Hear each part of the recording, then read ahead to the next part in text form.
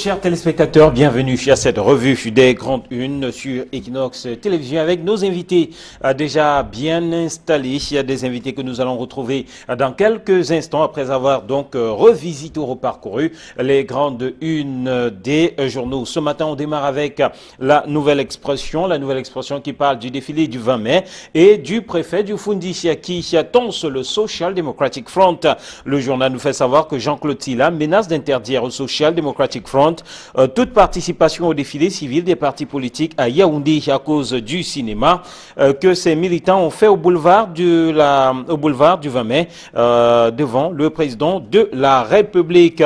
Le journal qui revient donc sur cette correspondance adressée aux militants, au chairman du SDF par le préfet du Fundi, et en réponse, les militants du Social Democratic Front dans le centre promettent donc une correspondance tout aussi musclée qui s'offusque du fait que le chef de l'État Paul Biya les ait félicités pour leur participation au défilé le 20 mai dernier, et à côté de ces félicitations, le préfet vient brandir plutôt une menace. C'est une affaire donc à suivre. Le journal qui nous parle aussi de crise morale et de la prostitution de l'autorité traditionnelle au Cameroun. Le père jésuite camerounais Ludovic Lado démontre comment les chefs traditionnels du Cameroun, particulièrement Bamileke et Sawa, sont en train de sacrifier les valeurs sacrées de nos cultures ancestrales sur l'autel de la politique de la nourriture. Le journal qui rappelle d'ailleurs quelques faits pour étayer cela à travers donc cette sortie du père jésuite Ludovic Lado dans ses colonnes. Ce matin, l'AFECAFOOT et le futur président qui sera connu en août 2018. C'est à lire en page 9 de la nouvelle expression qui fait savoir que le processus électoral enclenché connaîtra bientôt son aboutissement avec la désignation dans 2 mois du prochain exécutif. Le comité de normalisation a rendu public le calendrier électoral qui couvre donc le renouvellement des instances dirigeantes au niveau des organes décentralisés et même au niveau de l'exécutif national. Et la diplomatie avec BITB et Sam qui rebondit en Israël. Biya vient de nommer comme ambassadeur du Cameroun en Israël l'ancien ministre qui avait géré l'argent du pape dans un compte privé. C'est à lire à la page 2 de la nouvelle expression. Ce matin, l'œil du Sahel s'intéresse à la crise alimentaire qui menace les régions septentrionales et même la région de l'Est. Henri Eyébéa ici reconnaît enfin la menace dans le Grand Nord. Ceci à la suite d'un rapport publié par le Programme alimentaire mondial, le PAM, et c'est un rapport publié tout aussi conjointement par un autre organe. Il s'agit du Programme national de sécurité alimentaire, un programme qui présente une situation alarmante donc dans plusieurs départements des régions du septentrion et même de la région de l'Est. Toute chose que reconnaît donc le ministre Henri Eyébéa ici. Info Matin parle d'opération épervier avec BITB et Sam qui échappe à la prison, nous dit Info Matin. L'ex-ministre, plusieurs fois accusé de prédation de la fortune publique, est désormais ambassadeur du Cameroun en Israël et donc à l'abri de quelques ennuis judiciaires. Et d'ailleurs, le journal ce matin revient sur plusieurs cas qui inculpent donc l'ancien ministre des Postes et Télécommunications, ancien ministre de la Communication, avec des montants exorbitants gérés de façon calamiteuse. Le journal qui rappelle donc ces cas de pots de vin avec notamment un cas précis, ces soupçons de pots de vin qui avaient été perçus lors du paiement par 2 opérateurs de téléphonie mobile du renouvellement de leur contrat de concession, 75 milliards de francs CFA, et c'est le montant qui avait été réellement versé par chacune de ces 2 entreprises de téléphonie mobile.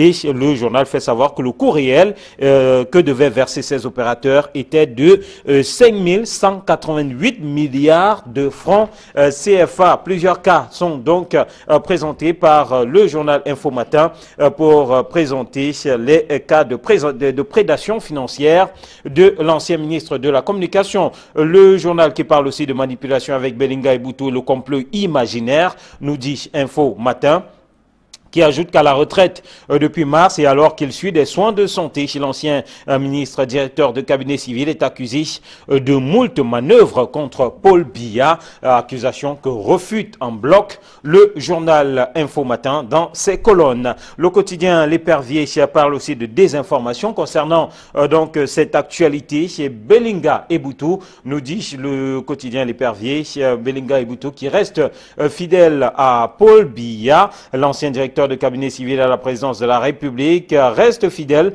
au chef de l'État malgré le fait qu'il n'est plus aux affaires. Comment comprendre que du temps eu l'officiel, l'ancien DCC était annoncé soit pour mort, soit dans un état comateux aujourd'hui, après donc avoir affirmé qu'il avait refusé de céder son bureau à son remplaçant. On annonce une pseudo-guerre entre lui et le chef de l'État, nous dit le journal. Le journal L'Épervier qui parle aussi de controverses et cette interrogation qui barre sa petite une. Pourquoi Mbengo est-il toujours libre à lire dans ses colonnes ce matin? Le Popoli qui s'intéresse à la route de Vormeka. Les casses précèdent le Kunkuma, nous dit le Popoli qui revient donc sur ce fait observé de ce côté-là. Le journal Le Financier d'Afrique, lui, s'intéresse à la fonction publique ce matin.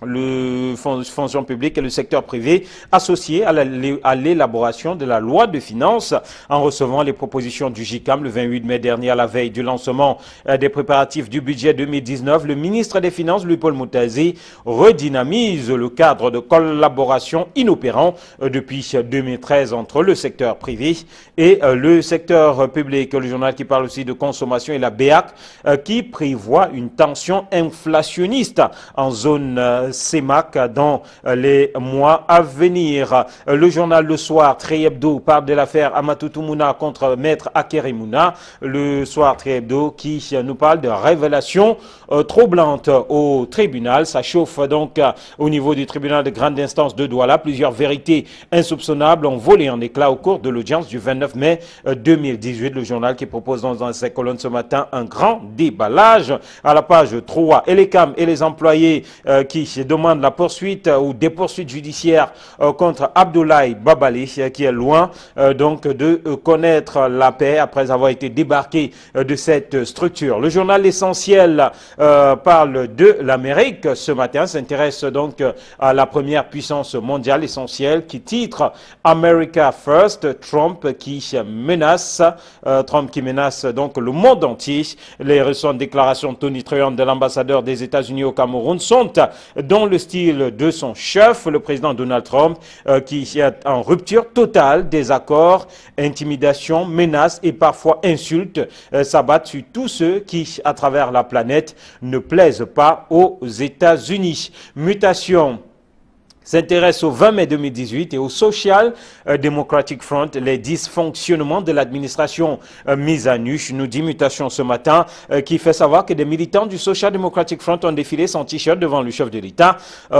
Contraste entre les félicitations prématurées du président de la République et la colère du préfet du Foundier au sujet de ces agissements. Le journal propose la réaction des responsables du Social Democratic Front dans ses colonnes, notamment à la page 11. Voilà qui nous permet donc de sortir de cette revue des grandes unes et de donner la parole à nos invités présents sur ce plateau. Camille Nélé, bonjour, bienvenue. Éric Martial Dumont, bonjour, bienvenue sur le plateau de la revue des grandes unes. Ça fait longtemps qu'on ne vous avait pas vu, bienvenue. Ça fait quelques temps. Ça fait quelques temps. C'est avec beaucoup de plaisir que nous retrouvons votre fraîcheur. Le plaisir est partagé. Bonjour téléspectateurs d'Equinox Télévision. Bon vendredi à vous, Georges Sémé. Merci à vous, Marcel Dumont. Bonjour à Audoyen et bien évidemment à tous les téléspectateurs qui nous suivent encore ce matin.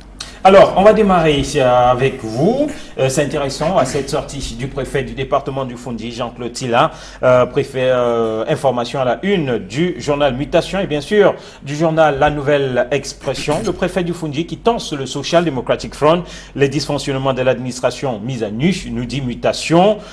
Une sortie qui contraste, tel que nous le rappellent les deux journaux et tel que le disent les responsables du Social Democratic Front avec la sortie précédente de Paul Biya qui a félicité le SDF pour sa participation à ce défilé. À travers la une des journaux ce matin, on voit effectivement que le modus operandi des militants du SDF le 20 mai sur la place, le boulevard du 20 mai, a créé le buzz. Et ce buzz continue. C'est vrai, ceux qui ont suivi le défilé, aussi bien sur place qu'à la télévision, tout le monde a vu comment les militants du SDF avaient défilé nus.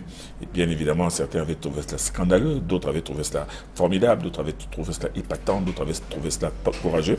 Mais toujours est-il que, bon, les uns et les autres se sont accordés au moins sur une seule chose, c'est que c'est un mode d'expression, peut-être pas accepté par les uns ou tout simplement qui a scandalisé les autres, mais toujours est-il que on se demande bien, le chef de l'État, on l'a vu applaudir en les voyant passer.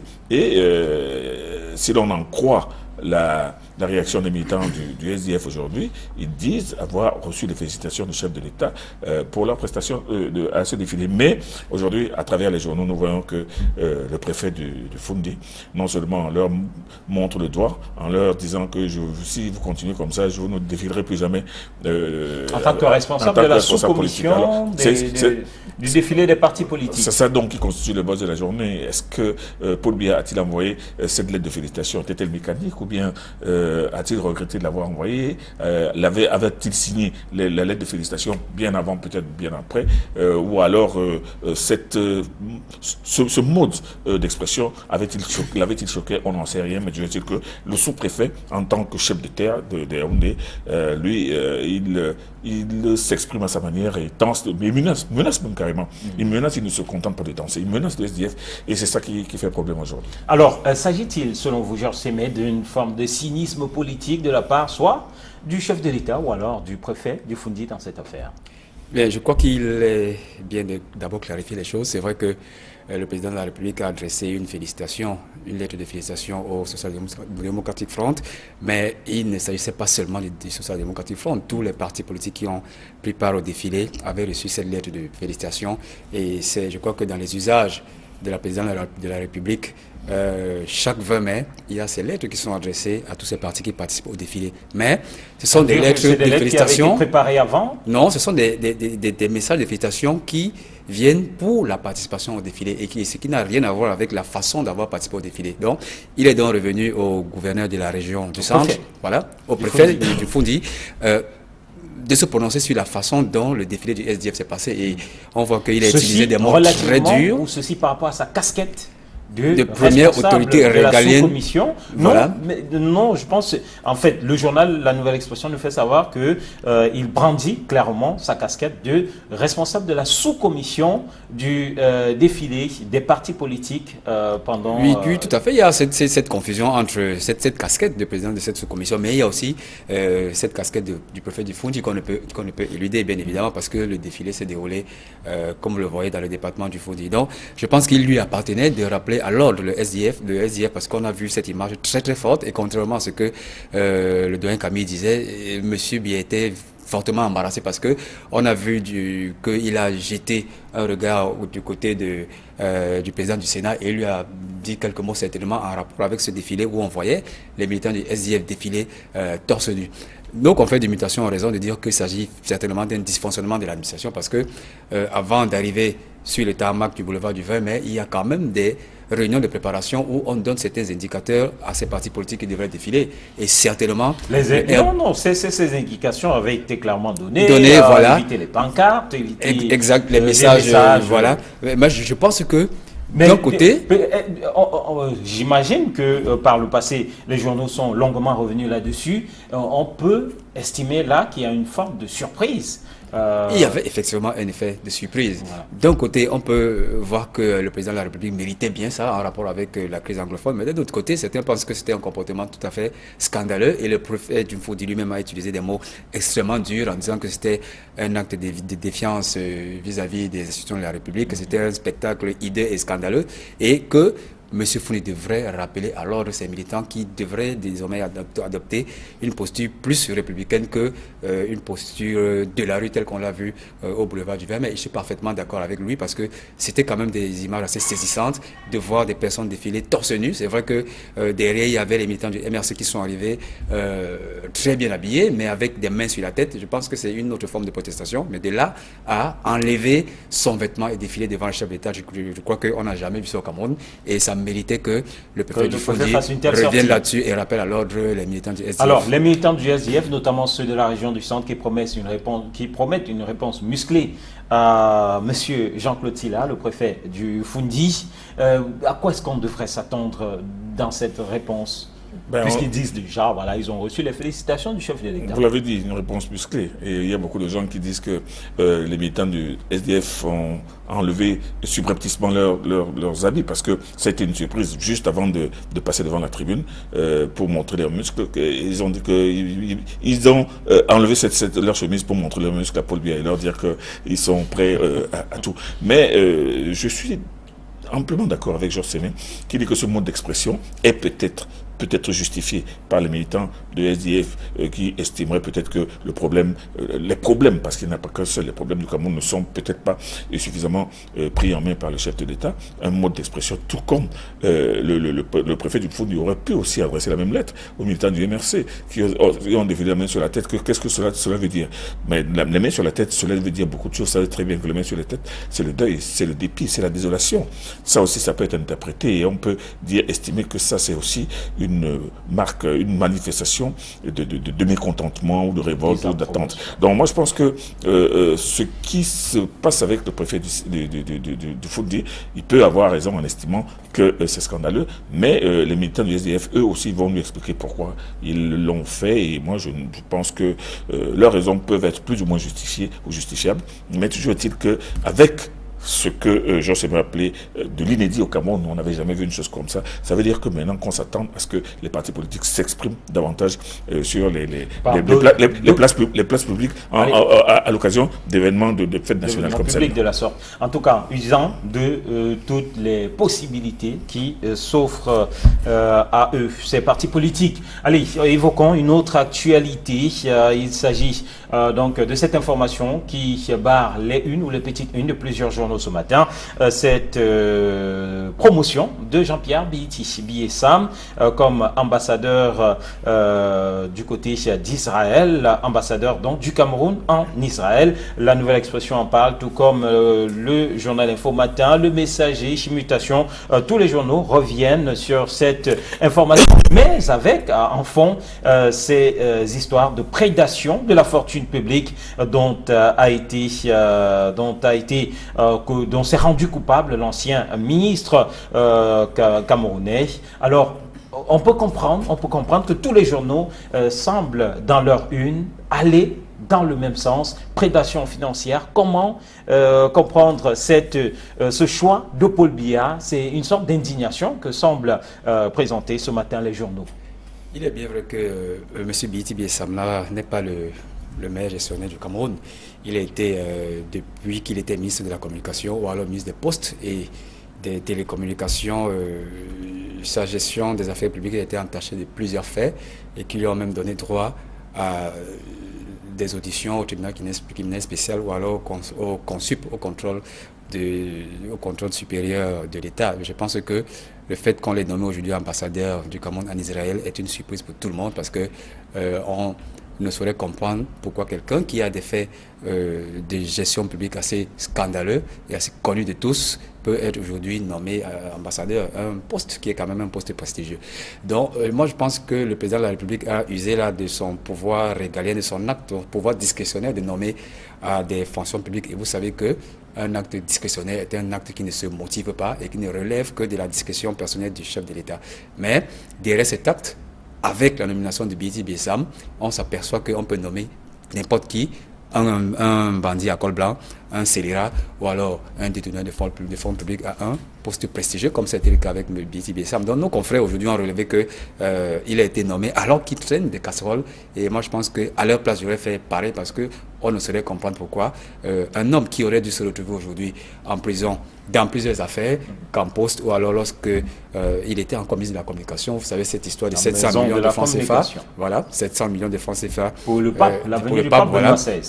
Il n'y a pas que ces dossiers, il y a plusieurs dossiers où il est impliqué. Le renouvellement des tout à fait. Donc on ne saurait comprendre que au lieu de demander à la justice de voir clair dans ces dossiers, on lui attribuer plutôt une promotion en tant que plénipotentiaire représentant du Cameroun dans un État sérieux comme celui d'Israël, dont nos confrères ont mis le doigt là où il fallait. Et on pense que si on était dans un pays normal, en réalité, ça devait créer un tollé général, une indignation face à ce décret qui certes est un acte discrétionnaire, mais qui devrait quand même prendre en considération le passé de la personne qui a été nommée à ce poste. Et du coup, plusieurs journaux estiment que Jean-Pierre Biéti Biessam est désormais à l'abri de ses ennuis judiciaires du haut de son statut d'ambassadeur. Ce sont ces gens qui le disent. D'ailleurs, moi, je n'ai pas beaucoup apprécié le titre de Infomatin qui dit que Biéti Biessam échappe à la prison. Non, pour aller en prison, il faut d'abord passer par une enquête, par des auditions et par le tribunal. Donc, c'était aller un peu trop vite en besogne. Mais je reviens surtout sur l'indignation, sur le tollé que l'on enregistre dans les journaux à propos de cette nomination surprise. Parce que les gens ne l'ont peut-être pas suffisamment dit, mais c'est que le poste d'ambassadeur du Cameroun en Israël était vacant depuis un an. Novembre depuis 2017. Depuis 2017. Ça aussi, c'est un signe de dysfonctionnement de l'administration camerounaise. Comment peut-on laisser un poste vacant pendant aussi longtemps? Et il y a beaucoup de postes d'ambassadeurs à travers le monde qui sont vacants actuellement et pour lesquels on attend justement qu'on nomme quelqu'un. Mais pourquoi alors? Et pourquoi donc, pour nommer quelqu'un, faut-il que ce soit toujours les mêmes qui reviennent? M. Biéti Biessam a fait une journaliste de formation de profession, il a fait son chemin dans l'administration et un chemin qui est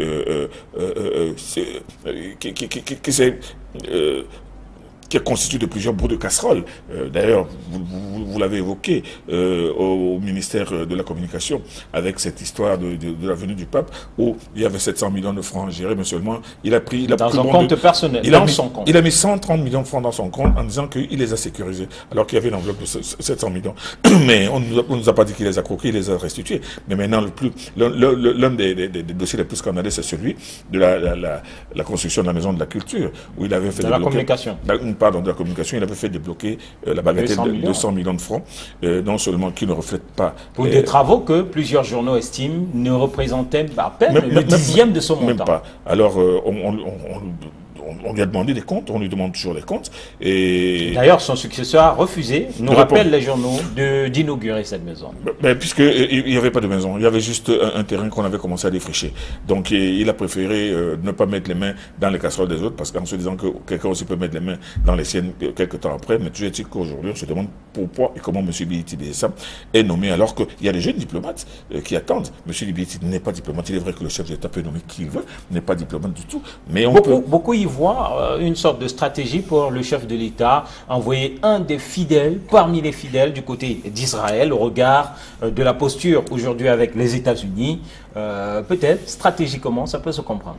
Non, mais Israël, je ne vois pas... C'est vrai qu'Israël, c'est le filleul des États-Unis, mais Israël ne peut pas jouer un rôle déterminant si jamais il peut y avoir un différend entre le Cameroun et les États-Unis. Mais toujours est-il que M. Biéti Biessam ne saurait peut-être même pas être la personne la plus indiquée. C'est pas un diplomate de carrière, c'est pas un diplomate chevronné. C'est quelqu'un qui se trouve aujourd'hui dans la diplomatie par la magie du décret. Et c'est pour ça que beaucoup de gens se posent la question, pourquoi un Biéti Biessam qui tient autant de casseroles va se retrouver dans la diplomatie?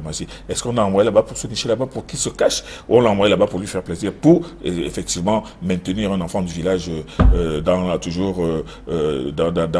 aux affaires? Donc c'est une affaire qui a suscité un émoi certain dans la presse, et bon, on attend bien ce que ça veut, de quoi demain sera fait. Mais toujours est-il que le chef de l'État aujourd'hui, quelle que soit la manière dont la candidature de M. Biéti Biessam lui a été présentée pour être nommé ambassadeur en Israël, je crois que le chef de l'État, peut-être cette nomination va l'embarrasser. Allez, c'est une nomination, l'acte a été pris par le chef de l'État. Et on va sortir avec cette autre information qui se retrouve dans les colonnes du journal La Nouvelle Expression ce matin, qui porte sur les chefferies traditionnelles. C'est un sujet d'actualité et ce titre, crise morale, la prostitution de l'autorité traditionnelle au Cameroun. Vous semblez d'accord avec ce titre, Georges Sémé? Écoutez, c'est un titre certes fort et qui traduit bien évidemment les faits que nous voyons depuis quelques années déjà dans les relations qui entre le pouvoir temporel et le pouvoir spirituel. Mais de là à utiliser le mot prostitution, je crois que il faut quand même mettre des gants de temps en temps. Mais on connaît le père Ludovic Lado avec ses sorties qui sont parfois très provocatrices pour relater certains faits. Aujourd'hui, il est question des chefferies traditionnelles, notamment Sawa et Bamileke, qu'il accuse d'être des prostituées au service de la mangeoire et de l'argent. Je pense que ces chefferies ont sacrifié leurs valeurs. Ce sont des faits sacrés. Ce n'est pas le premier à étaler ça sur la place publique. Les journalistes aussi en ont fait qu'à une certaine époque, mais je pense que il s'en est appesanti plus au fait que certains chefs Bamileke et puis les derniers en date, les chefs Sawa ont appelé le président de la République à se présenter à l'élection présidentielle de 2018. Alors ils trouvent que c'est assez scandaleux pour un homme de 86 ans à qui ils auraient plutôt mieux fait de proposer d'aller se reposer que de le soutenir une fois de plus comme candidat à la présidence de la République. Donc je crois que il a mis sur la place publique ce que tout le monde pense depuis, c'est un fait réel,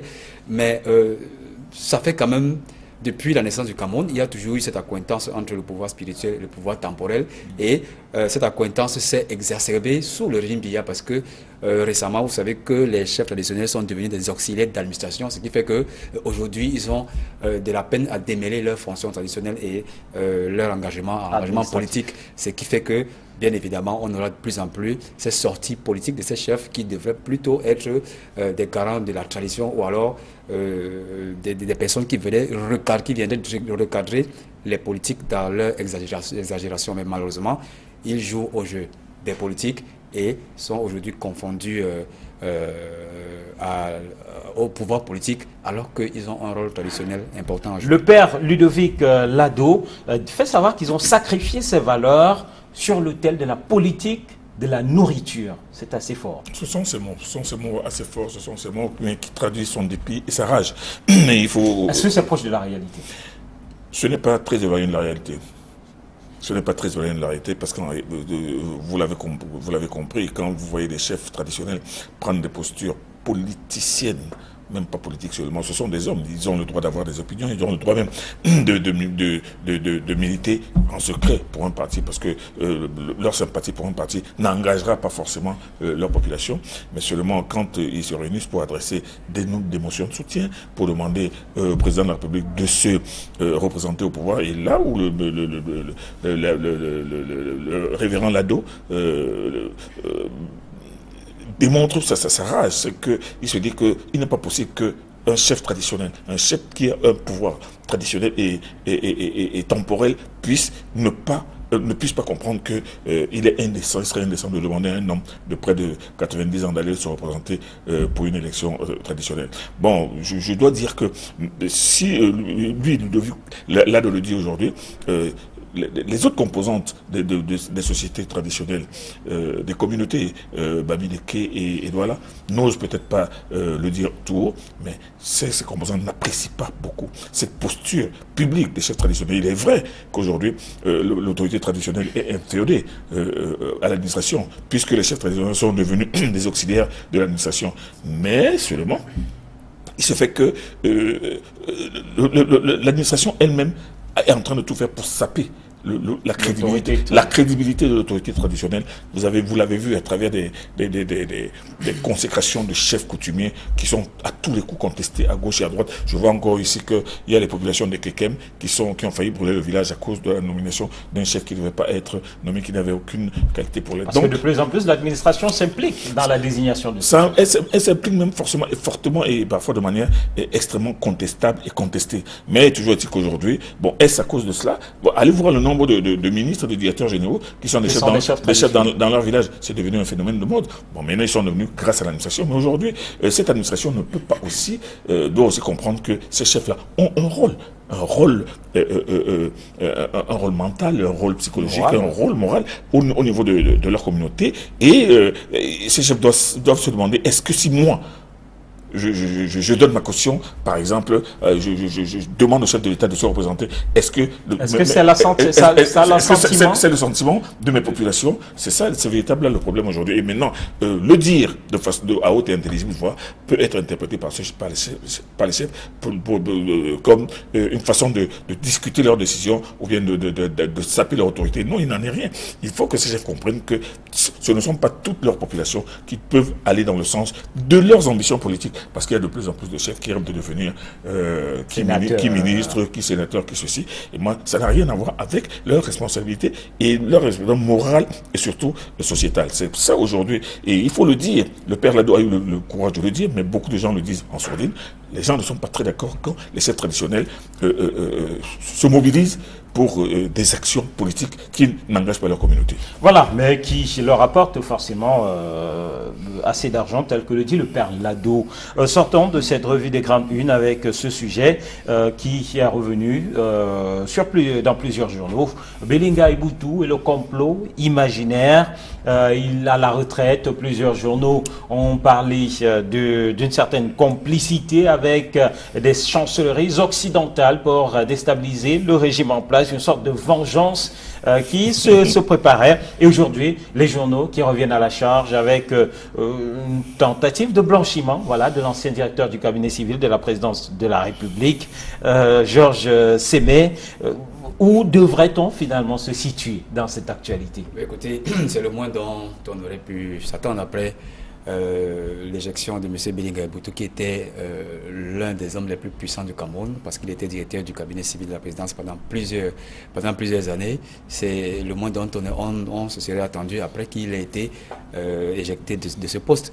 Maintenant qu'il est à la retraite, je crois qu'il y a la bataille des réseaux qui est une bataille des réseaux qui est en cours. Certains de nos confrères ont titré la semaine passée qu'il y avait une sorte de guerre entre M. Biya, son ancien patron, et lui, M. Belinga Eboutou. C'était en rapport avec la sortie de l'ambassadeur des États-Unis au Cameroun, mais je pense qu'il s'agit là des petits règlements de compte entre les différents réseaux qui sont au sein de la présidence. Et malheureusement, la presse se prête à ce jeu et chacun choisit son camp, soit on est pro Belinga Eboutou, soit on est pro Biya. Mais je pense qu'au milieu de tout ça, on s'y perd un peu. Et M. Belinga Eboutou aujourd'hui n'est plus aux affaires, mais c'est vrai que ayant été l'homme des plus puissants du Cameroun, ayant connu d'importants dossiers, on voudrait voir clair dans sa gestion, et la presse dans tout ça se pourfend en conjecture. C'est l'occasion ici de rappeler quand même que même si on a un parti pris pour telle ou telle personnalité, il faudra tout à fait rester professionnel, respecter la déontologie de notre métier et ne pas se jeter en pâture dans des guerres qui concernent des personnalités politiques, même si celles-là sont blanches comme neige ou alors sont affublé de certains faits comme M. Biti Biessam. Il faut toujours rester professionnel et respecter notre déontologie. Voilà qui est bien dit par rapport à cette actualité. Camille Nélé. Mardi, moi, je m'étais insurgé contre ce titre de ce journal. À l'entrée d'émission, je m'étais dit comment est-il possible qu'un journal puisse écrire que M. Belinga Eboutou, bien que sorti de la présidence de la République, aille en bien contre Paul Biya au point d'avoir soutenu l'ambassadeur des États-Unis pour dire ce qu'il a dit au président de la République. M'était un sujet, j'avais dit qu'il n'est pas possible qu'un journal puisse aller aussi loin dans la désinformation. Et aujourd'hui, on le voit, voilà un autre journal qui fait du rétropédalage. D'autres journaux, parce qu'il n'y a pas un seul. Voilà, d'autres journaux qui font dans le rétropédalage. Et vous savez très bien qu'il y a beaucoup de journaux aussi qui étaient très introduits à la présidence de la République, qui s'en sont certainement émus, offusqués et qui tiennent à ramener les choses. Il serait incompréhensible que M. Belinga Eboutou, qui a été le plus proche collaborateur du chef de l'État pendant plus de 30 ans, se retourne aujourd'hui contre lui tout simplement parce qu'on l'a mis à la retraite, mais une retraite qui est d'ailleurs largement méritée.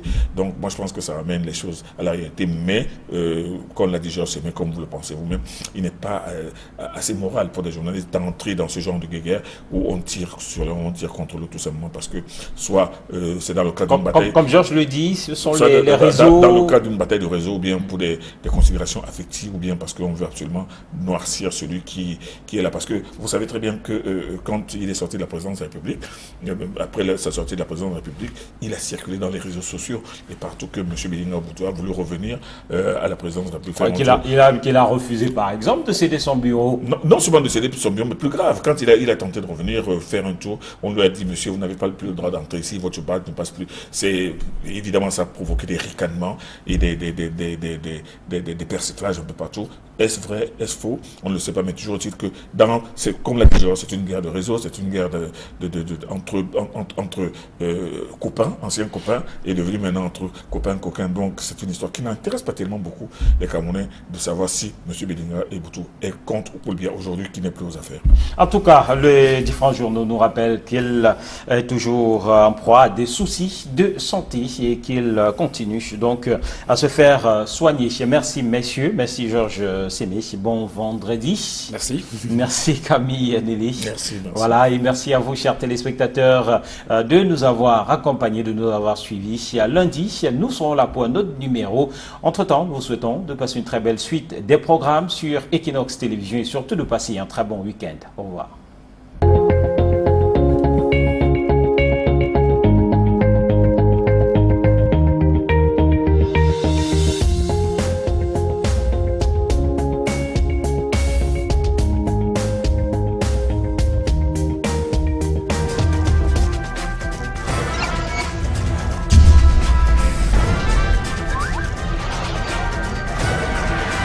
Equinox